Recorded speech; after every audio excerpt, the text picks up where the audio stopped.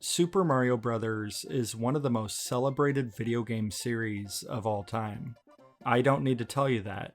You know that. There are literally hundreds of millions of fans. I'm one of them. I love the entire franchise, with all of the mainline games, from 2D to 3D, and all of its spin off titles, from racing to fighting, from sports to partying. Mario is just consistently the best. But when Mario jumps from interactive entertainment to just video entertainment, it doesn't always stick the landing. In 1989, we had the Super Mario Bros. Super Show, which was an American live action program with a guy that looked eerily like Ron Jeremy. The show was goofy fun, but I could live without it. In 1993, we had Super Mario Bros. The movie, another American live action production, but this time it was very loosely based on the game. And, it was different. The thing is, I've been a fan of Mario for most of my life, and I never exactly wanted another movie adaptation. It's almost purely platforming, with some delightful world building, and its storytelling is, for the most part, paper thin. So when Nintendo announced that they were making a new movie in 2018, I didn't get all that excited. They also announced it was being made by Illumination, which made me even less excited than I already wasn't. Don't get me wrong, Illumination has made some good movies, but if you compare them to Disney or DreamWorks or Sony Pictures Animation, you'll notice that there's a big lack of heart. Illumination specializes at making highly marketable movies on a relatively low budget. They create products for the most broad audience. They're simple, they're risk-free, and they're easily consumable. Then, to top it all off, they announced the voice cast. First, of course, is Mario, who will be played by Chris Pratt. He's so cool. It was a huge roster of A-list celebrities, instead of voice actors that actually sounded like the characters that they were playing. At this point, I just had zero faith that they weren't going to screw this up.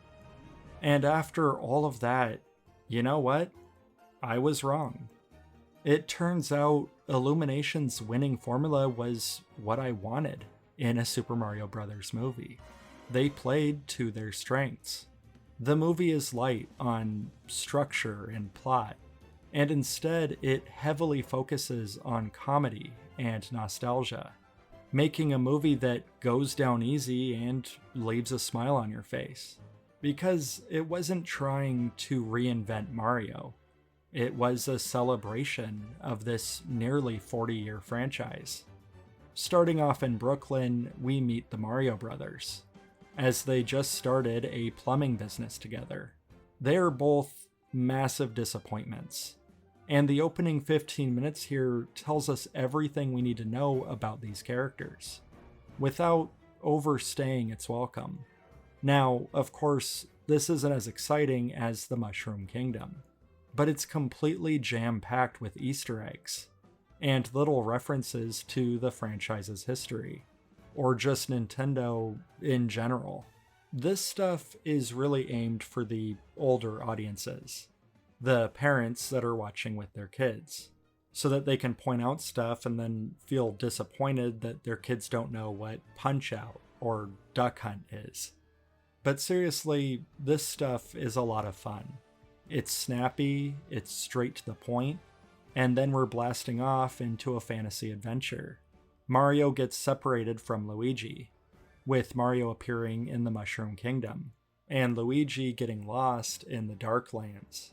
And he's very scared, which is totally fair. It's scary.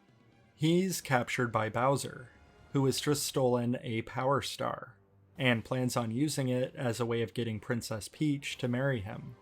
Mario meets Toad, who shows him around and helps him sneak into the castle, and Peach plans to ask the Kongs for help to battle Bowser.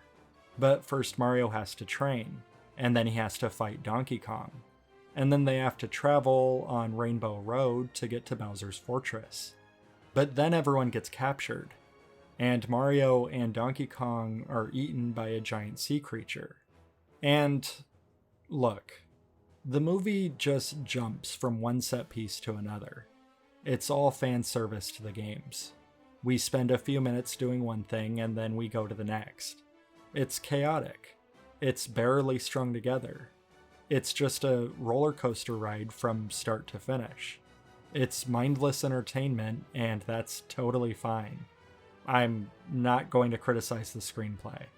But there are some aspects to this movie that I'm not totally in love with.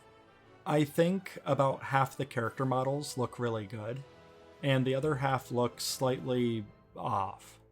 It's kinda just the Illumination style for me. As far as the personalities go, I like the Mario Brothers. I like the rivalry with Donkey Kong.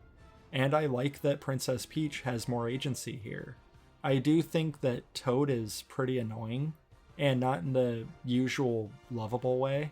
And I think they completely missed the mark with Cranky Kong.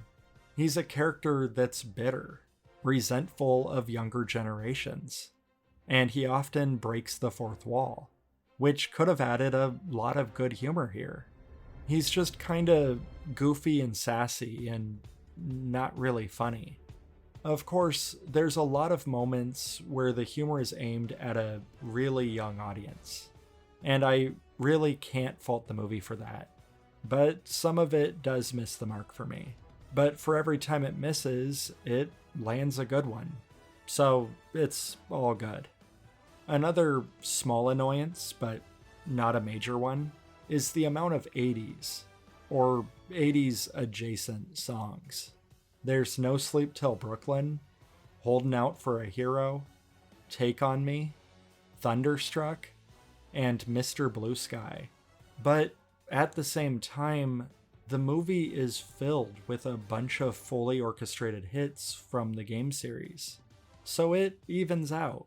It's just a little jarring to hear some of these pop songs in a Mario movie.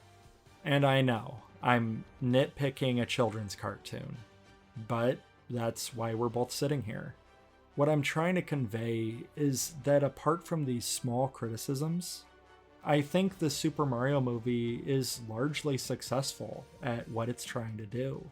They lovingly adapted this absurd universe into a vibrant and somewhat comprehensive movie, and it could have completely missed the mark, but it was clearly made by fans of the games, people that grew up playing them, and they wanted to cram as much stuff from every generation as possible. But there is so much more they can do. And yeah, I'm looking forward to seeing where they go from here.